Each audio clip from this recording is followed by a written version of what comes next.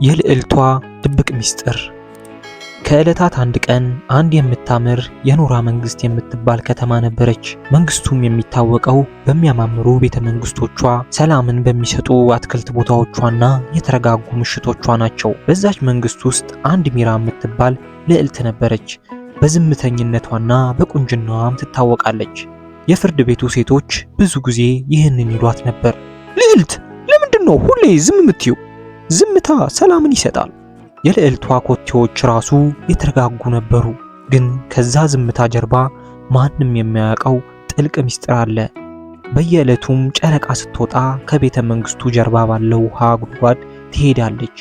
የውሃ ጉድጓዱ አሮጌ ነበር፣ ለብዙ ዓመታቶችም ተዘግቷል። በየዕለቱም ልዕልቷ ከውሃ ጉድጓድ ጋር ታወራለች። ለምንድን ነው በየምሽቱ የምታስታውሰኝ? የውሃ ጉድጓዱ ዝም አለ። ግን ያ ዝምታ ለልቧ በጣም ይከብዳት ነበር። ከዓመታት በፊት የውሃ ጉድጓዱ አካባቢ መጥፎ አደጋ ተከስቶ ነበር። አንድ እንግዳ ልጅም ለመታገዝ ወደ ቤተ መንግስቱ መጣ። ግን በስህተት ሌባ መስሏቸው ነበርና አባረሩት። ሌባ አይደለሁም፣ ውሃ ጠምቶኝ ነው፣ እባካችሁ ውሃ ስጡኝና እወጣለሁ ብሎ አላቸው።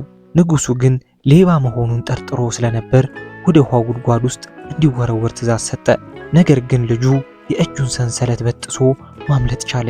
ልዕልቷም ሁሉንም ነገር ከክፍሏ ይታያት ነበር። ልጁም ሌባ እንዳልሆነ ታውቃለች። ነገር ግን እውነቱን እያወቀች ዝምታን ነበር የመረጠችው። ጊዜያት አለፉ። ይሁንና ግን ህመሙ ለልዕልቷ አልለቀቃትም ነበር። ምንም እንኳን ቀን ላይ ደስተኛ ብትሆንም አመሻሽ ላይ በጣም ታዝን ነበረ። ማታም በድንገት ከእንቅልፏ በፍርሃት ትነሳለች። በጣም ትልቅ ስህተት ነው የሰራሁት፣ እውነቱን ብናገር ኖሮ። የውሃ ጉድጓዱም የሚመልስላት ይመስል ነበር። እውነታ መቼም ቢሆን ትገለጣለች እያለ እንቅልፏም ጠፋ። ልቧም ይከብዳት ጀመር። ዝምታም ቀስ በቀስ እንደ መሞት ያህል እንደሆነ ይሰማት ጀመር። አንድ ምሽት ታዲያ እውነቱን እናገራለሁ ብላ ወሰነች። ወደ ቤተ መጻሕፍትም ገብታ መመራመር ጀመረች። ካነበበችም በኋላ አፏ መንቀጥቀጥ ጀመረ። ይሄ የዝምታ ቅጣት ነው። እንባዋም መፍሰሱን ቀጠለ።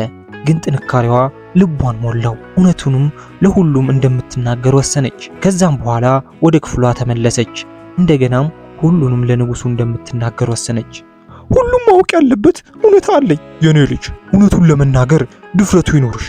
ልዕልቷም ሁሉንም ነገር ተናገረች። ምርመራውም ከእንደ አዲስ ተጀመረ። የዓይን ምስክሮችም መጡ። ቀስ በቀስም እውነታው መገለጥ ጀመረ። ልጁ በሕይወት እንዳለም ታወቀ። ግን በፍርሃቱ ምክንያት ዝም አለ።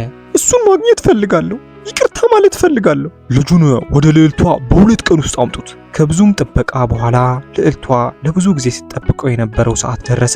እባክህ ይቅር በለኝ፣ እውነታውን እያወቅኩ ዝም አልኩ። ስህተት ሰርቻለሁ፣ በጣም ይቅርታ። ጊዜ ቀይሮኛል፣ ግን እውነታውን ስሰማ ልቤ ሰላም ተሰማው።